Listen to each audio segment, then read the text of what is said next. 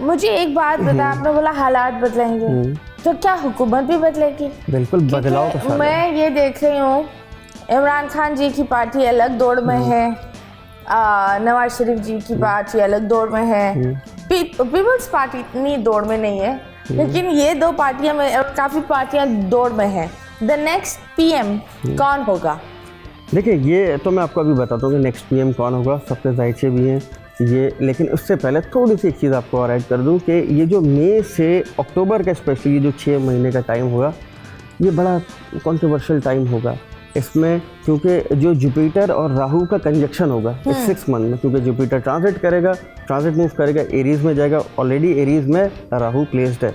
तो इन दोनों के बैठने से एक मेलेफिक बेनिफिक प्लैनेट एक साथ बैठेंगे 6 मंथ के लिए, तो ये बड़ा कंट्रोवर्शियल टाइम होगा। इसका कुछ ना कुछ नेगेटिव इम्पैक्ट आपकी कुछ सेलिब्रिटीज़ पे भी आ सकता है। अच्छा, इस टाइम फ्रेम में मेरा ऐसा मानना है कि डिवोर्स का रेशो बहुत बढ़ जाएगा और बढ़ेगा। पिछले साल तो इतनी हुई थी। बिल्कुल बढ़ेगा, ख़ास तौर पे ये जो मई से अक्टूबर का टाइम है। और आपके गैर मुल्की जो ताल्लुकात हैं बैनुल अक़वामी तौर पर, वो थोड़ा सा दबाव का शिकार रहेगा मई से अक्टूबर तक। अब प्राइम मिनिस्टर कौन बनेगा? कौन बनेगा प्राइम मिनिस्टर? देखें, इसमें मैं आपको एक सही बात बताऊं तो खान साहब की कुंडली वर्गो है और उनके सैटर्न 6th हाउस में जा रहा है, एक्वेरियस में जा रहा है। सबके अपने अपने हिसाब से सब पे उसका असर आएगा, किसी के नेगेटिव किसी के पॉजिटिव।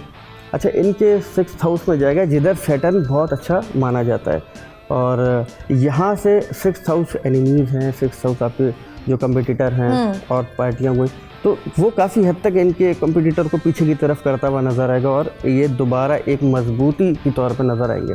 अभी 5th हाउस में सैटर्न है, इनके 11th हाउस को भी देख रहा है, वो बात नहीं है जो मैं अप्रैल के बाद, ख़ास तौर पे जनवरी 17 के बाद और अप्रैल के बाद तो खान साहब की एक हाइप दोबारा बढ़ती हुई नज़र आएगी। क्या बात है खान साहब, देखिए आपके पास बुशरा बीबी है लेकिन हमारे पास जमाल है, और वो ये बात बोल रहे हैं। But can you think 80% Khan साहब? नहीं, 80% नहीं, तकरीबन 60 to 65% खान साहब। कौन है 80% वाला? देखिए, बिलावल नहीं, बिलावल भी 80% नहीं है। PMLN जो है वो बहुत मजबूत कैंडिडेट है, ठीक है। और उसमें जो शहबाज शरीफ है, ये जो 2022 का साल था वो अभी ख़त्म नहीं हुआ।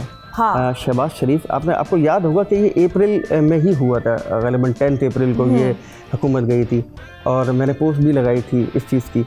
तो अप्रैल के बाद वो जो टाइम शहबाज शरीफ साहब का चल रहा है वो अगले 2.5 साल तक उसको, और इलेक्शन तो ये साल इलेक्शन का, तो मतलब सही का टक्कर शहबाज जी दे सकते हैं इमरान खान को, मतलब उनका हो सकता है टक्कर पे टक्कर। मतलब आप यूँ कह सकते हैं कि मिलकर हुकूमत बनती हुई नजर आएगी कि फेडरल में कहीं है और कहीं हुकूमत, इन दो की। शुक्र, अल्लाह का शुक्र। गाइस, मुझे ये बात समझ में नहीं आता कि हुकूमतें ये क्यों नहीं, ये मिलकर क्यों नहीं करते। ये लोग अपनी अपनी पार्टी बना लेते हैं, झंडे अपने अपने बना लेते हैं, लेकिन पाकिस्तान का झंडा फिर सब इग्नोर करते हैं, यू नो। बट इस तरह नहीं होना चाहिए। आई थिंक अगर सारी पार्टीज मिलकर काम करें तो बहुत ही बेहतर होगा। बहुत बेहतर होगा।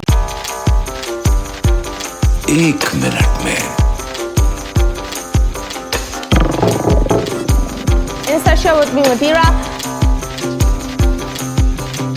आखिरी खिलाड़ी कौन? That's the catch.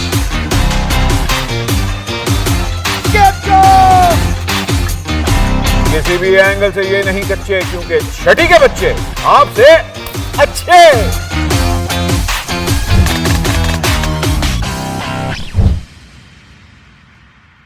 सिर्फ बोल एंटरटेनमेंट पर। बोल एंटरटेनमेंट के शोज देखने के लिए हमारे चैनल को सब्सक्राइब करें और बेल आइकन पर क्लिक करना ना भूलें।